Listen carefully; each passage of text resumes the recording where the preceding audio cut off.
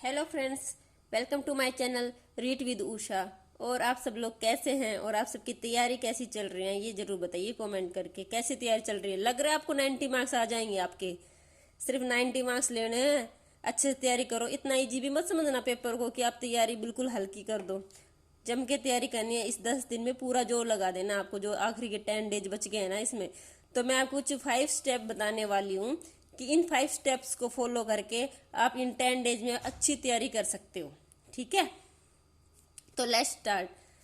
Again welcome to my channel read with Usha. ठीक है, तो 10 डेज लेफ्ट आपके रीड में। आपका टारगेट है 90 मार्क्स। और 5 स्टेप्स कौन से हैं जो फॉलो करो आप कि कम से कम समय में आपकी तैयारी हो जाए। तो एक तो ये है कि मिनिमम 10 आवर स्टडी करनी है आपको। मिनिमम बता रही हूँ, 10 से 12 घंटे भी हो सकते हैं। उससे ज़्यादा तो खैर कोई कर भी नहीं पाता कंटिन्यूस इतनी ना। तो 10 घंटे तो आपको अपनी स्टडी को देने ही देने हैं। ये 10 दिन है कि आप मेन एग्जाम में के लिए आप एलिजिबल हो जाओगे। बिना इसके तो आप मेन एग्जाम में भी नहीं बैठ पाओगे। आपका सपना का सपना ही रह जाएगा ना। तो इससे अच्छा है कि आप इन 10 दिन में अपनी फुल तैयारी दे दें। फुल जितना भी आपने करा है ना अभी तक। यूँ होता है ना, कई बार हम नोट्स बनाते रहते हैं, लिखते रहते हैं, लेकिन उसका रिविजन नहीं हो पाता है। तो इस 10 दिन में आपको क्या 5 स्टेप फॉलो करने हैं वो मैं बता रही हूँ। तो जिसने भी भाई कोचिंग जा रहे हैं, चाहे वो यूट्यूब देख रहा है, तो प्लीज़ आप यूट्यूब की क्लासेस बंद कर दीजिए। कोचिंग जाना भी बंद कर दीजिए, क्योंकि ये 10 दिन आपको खुद को देने हैं। खुद की तैयारी होनी चाहिए, किसी सर की तैयारी नहीं होनी चाहिए। सर तो सिर्फ बोल के समझा सकते हैं आपको। वो जो सर ने समझाया था ना, वो माइंड में बिठाना है आपको कि सर ने क्या क्या समझाया था। अपनी माइंड को रिकॉल करना सीखो। तो एक तो कोई no coaching and no YouTube. ठीक है, फर्स्ट पॉइंट तो ये है, समझे आप। दूसरा पॉइंट क्या है? जितने क्वेश्चन आप डेली प्रैक्टिस करते हो ना, उतने क्वेश्चन डेली प्रैक्टिस जितना कर सकते हो उतना करो।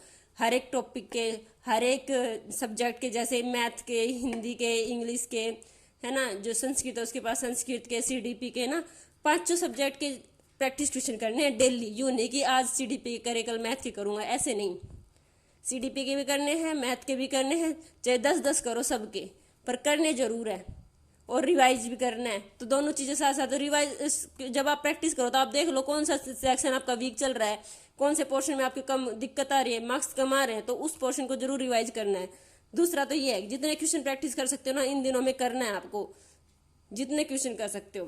थर्ड है, revise all the notes 2-3 time. जितने भी आपने नोट्स अब तक इकट्ठे कर लिए, खूब कापियाँ भर ली होंगी आपने, खूब नोट्स इकट्ठे कर लिए होंगे बढ़िया से, कलरफुल से। कुछ लोग तो ऐसे हैं कलरफुल बनाते हैं नोट्स, तो मैं तो रफली नोट्स बनाती हूँ।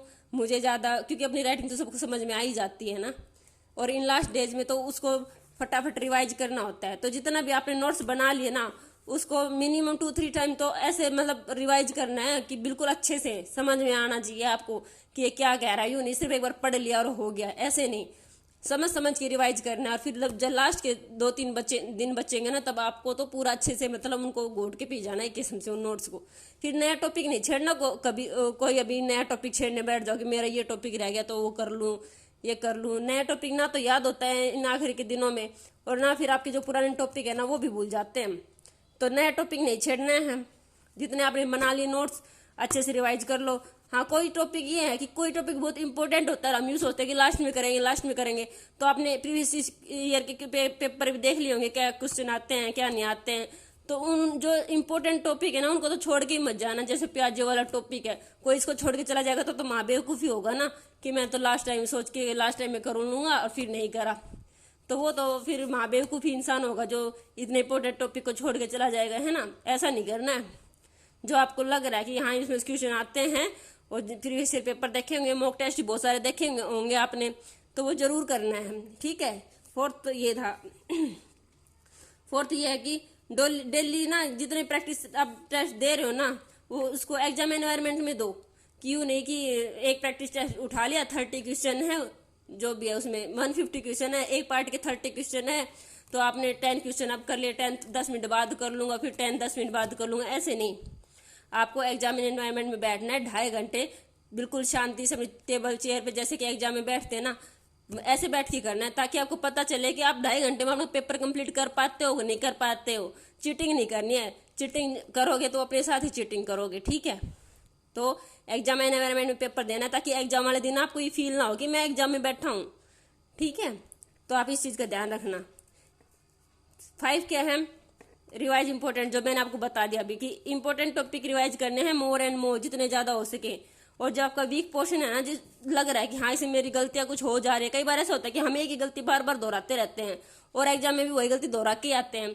जैसे किसी में सत्य असत्य पूछा जाता है तो हम असत्य की जगह सत्य कराते हैं, सत्य की जगह असत्य कराते हैं। तो उन टॉपिक्स को ध्यान से पढ़ के कि इसमें क्या आना चाहिए क्या नहीं आना चाहिए, शिक्षण विधियों का जो भी ये राइटर दे रखे हैं, किसने कही थी, जैसे किसकी कहावत है, जो भी है वो अच्छे से याद करनी। किसी सब मिक्स मत करना, मिक्स हो जाते हैं, एक की सब्जेक्ट की दूसरे मिक्स हो जाते हैं, दूसरे की तीसरे में, ऐसे मिक्स हो जाते हैं। मिक्स नहीं करना है, हर एक विषय की शिक्षण विधियाँ अलग से बढ़िया से तैयार करनी है। ठीक है, तो ये करना है आपको। तो ये 5 चीजें हैं जो आपको करनी है। कोई भी मतलब यूट्यूब नहीं देखना है, कोई कोचिंग नहीं लेनी है, खुद से एनवायरमेंट मतलब एग्जाम एनवायरमेंट में आपको पेपर देना है, सारे नोट्स रिवाइज करने हैं, और जो आपका वीक पोर्शन है उसको एक बार अच्छे से देख लेना है। और जो एग्जाम जो भी मॉक टेस्ट देते हो उसमें जो भी गलतियां आती है ना, उन टॉपिक्स को एक बार देखो, किस टॉपिक में गलतियां हो रही है आपकी और क्यों हो रही है, रीजन पता करना है इन 5 दिनों पहले। और फिर नेक्स्ट 5 दिन में तो गलतियां होनी नहीं चाहिए। 10 दिन ही बचे आपके एग्जाम में। तो आप, आई होप और आई विश कि आप 90 मार्क्स ले आओ और मेन एग्जाम में आप हमारे साथ ही बैठो। ठीक है, तो मेन एग्जाम के लिए आपको आना है कंपटीशन में, कंपटीशन से निकलना नहीं है सबको। जितने भी तैयारी कर रहे हैं ना, इतने दिन से तैयारी की है, तो इस 10 दिन में तो बिल्कुल झोंक दो अपने आप को। ठीक है, okay, best of luck all of you. Okay, bye.